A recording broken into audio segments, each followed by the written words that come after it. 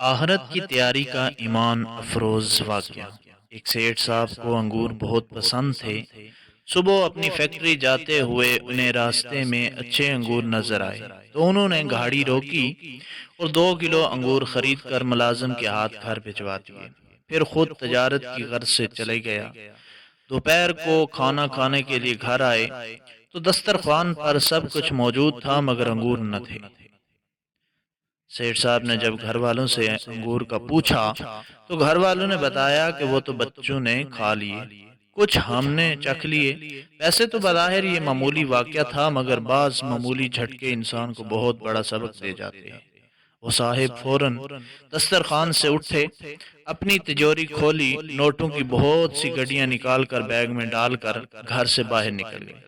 سب سے پہلے وہ ایک رائل اسٹیٹ ایجنٹ کے پاس گئے، کئی پلاٹوں میں سے ایک پلاٹ منتخب کیا، فوراً اس کی قیمت کی، پھر ٹھیکیدار اور انجینئر کو بلا لیا، جگہ کا عارضی نقشہ بنوا کر ٹھیکیدار کو مسجد کی تعمیر کے لیے کافی رقم دے دی اور کہا کہ 2 گھنٹے میں کھدائی شروع ہونی چاہیے۔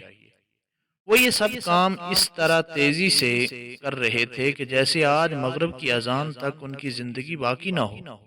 ان کاموں میں ہفتے اور مہینے لگ جاتے ہیں مگر جب دل میں اخلاص کی قوت ہو، ہاتھ اور کنجوسی سے آزاد ہوں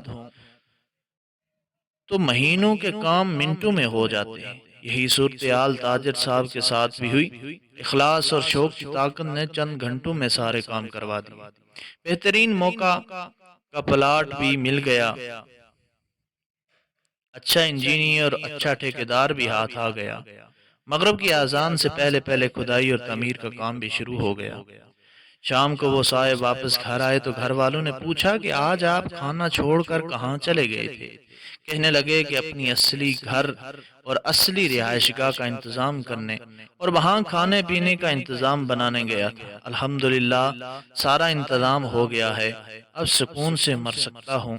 آپ لوگوں نے تو میری زندگی میں ہی انگور کے 4 دانے میرے لیے چھوڑنا گوارا نہ کیے، میں اپنا سب کچھ آپ لوگوں کے لیے چھوڑ کر جا رہا تھا۔ میرے مرنے کے بعد آپ نے مجھے کیا بیچنا تھا، اس لیے اب میں نے خود ہی اپنے مال کا ایک بڑا حصہ اپنے لیے آگے بھیج دیا ہے۔ اس پر میرا دل بہت سکون محسوس کر رہا ہے۔ نبی کریم صلی اللہ تعالیٰ علیہ وسلم فرماتے ہیں جو اللہ تعالیٰ کے لیے مسجد بنائے اللہ اس کے لیے جنت میں گھر بناتے ہیں۔ دیکھنا ہے یہ ہے کہ دنیا میں تو ہم نے اپنا گھر بنا لیا، کیا جنت میں گھر بنانے کی تیاری کر لی گئی ہے؟ ہو سکے تو ایک مسجد بنائیے، مسجد نہ بنوا سکیں تو مسجد میں حصہ ملائیے، کیونکہ ہم رہیں یا نہ رہیں قیامت تک مسجد میں سجدے ہوتے رہیں گے، انشاءاللہ قبر میں بھی ثواب کے تحفے ملتے رہیں گے۔